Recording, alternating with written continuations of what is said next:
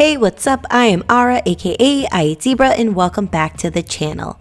We have just about a month to go until the premiere of the Hunger Games prequel, The Ballad of Songbirds and Snakes.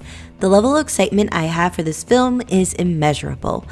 One thing that has continued to make the anticipation intensify has been the marketing. As mentioned in my trailer breakdowns, there's a number at the end of the trailers you can text 717-THG-MKJY that sends out different marketing and promotional information. Let me say, I have been subscribed since day one, and there are some serious gems in there. For those that have read the book, if you read between the lines, you can see hints at spoilers for the movie. If you haven't subscribed, don't worry, I have you covered. In this video, I'm going to uncover all the hidden details in the 717-THG-MKJY text and the 2 capital announcement videos that were released recently.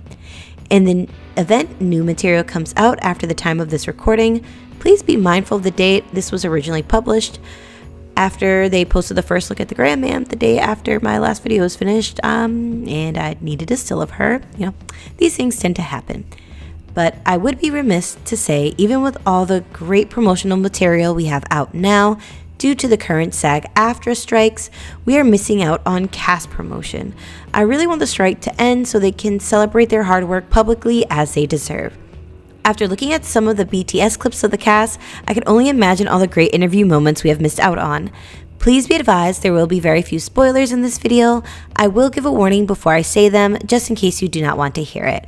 Now, let's get to it. Starting with the first message that came out on the same day as the first trailer on the 27th of April, 2023, the message states, "Congratulations, you're officially signed up to receive updates about the Hunger Games, The Ballad of Songbirds and Snakes.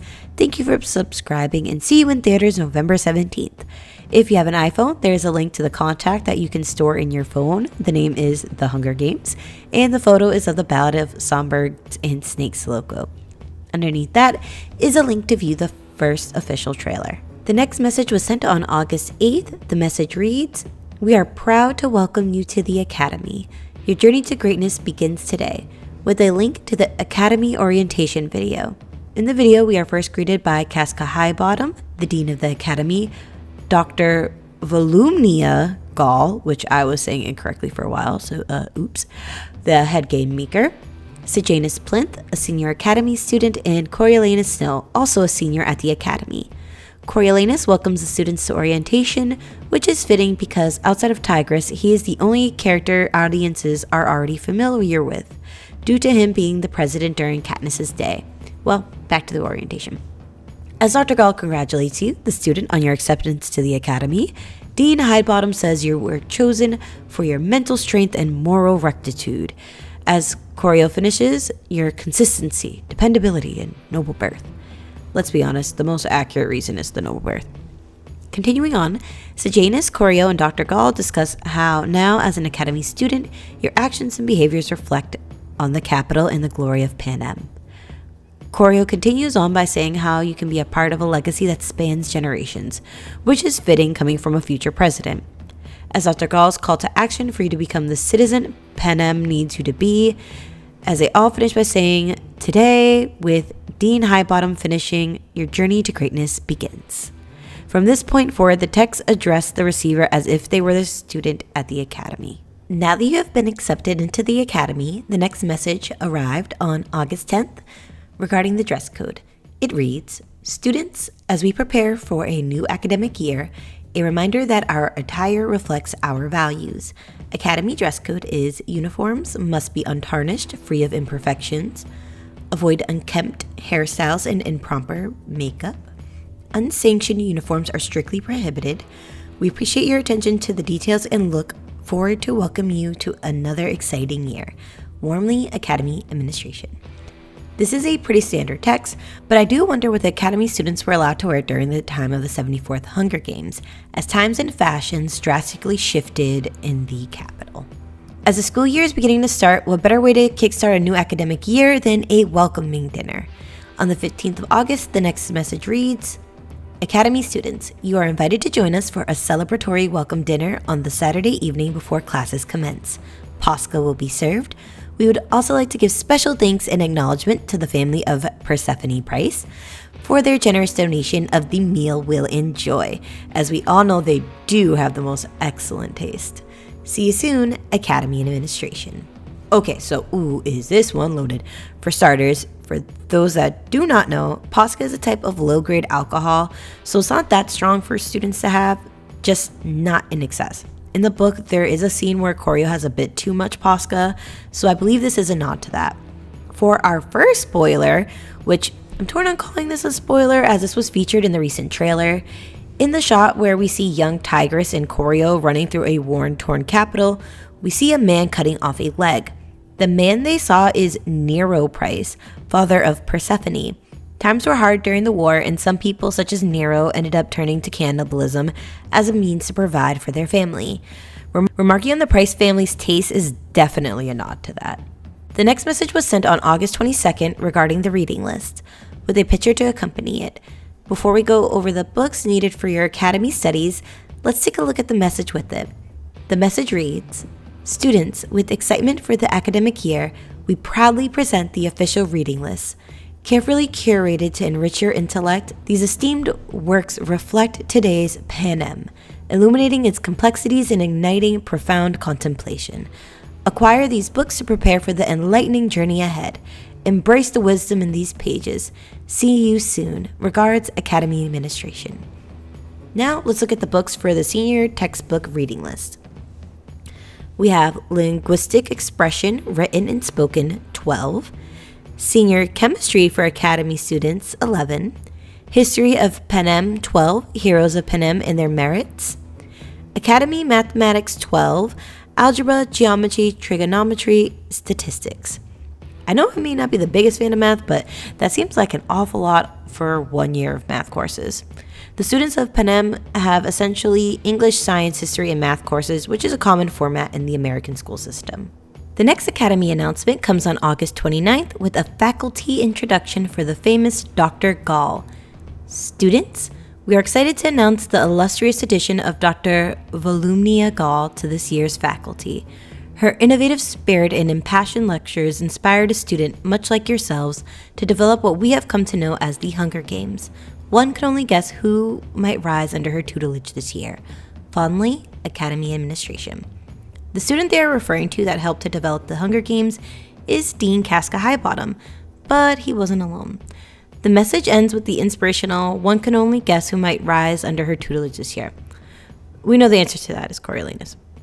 On September 6th, we got the next message, which was a link to the official fan art contest they were running. Submissions ended on September 27th. The message said, "Students, please find the required materials at the following link. Also, a reminder that use of charcoal on academy grounds is strictly prohibited. Respectfully, Academy Administration."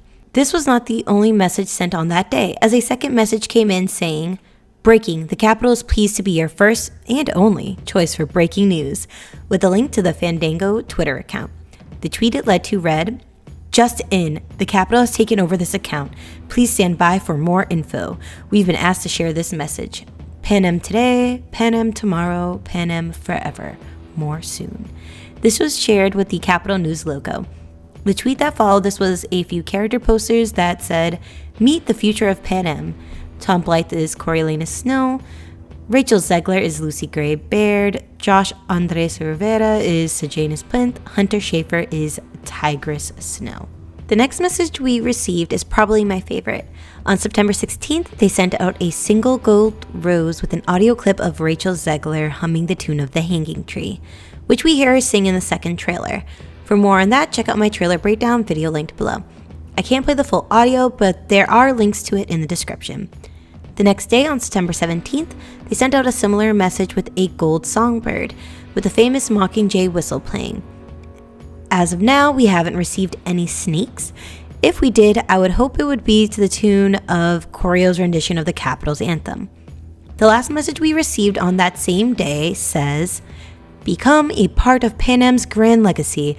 Your future is about to begin. Just listen, wait, and see," with a link to the new Academy adventures on Roblox. I'll be honest, I do not know much about Roblox, so I can't speak too much on that subject, but from the little bits of gameplay I have seen, it does look like it is fun. So far, that is the last message we have received via text or at least the last one I got. If more have come out that somehow did not get sent to me, please let me know in the comments below. Moving on to our next bit of Panem propaganda on our list are the 2 Capitol News announcements from Lucky Flickerman, everyone's favorite weatherman and Hunger Games correspondent.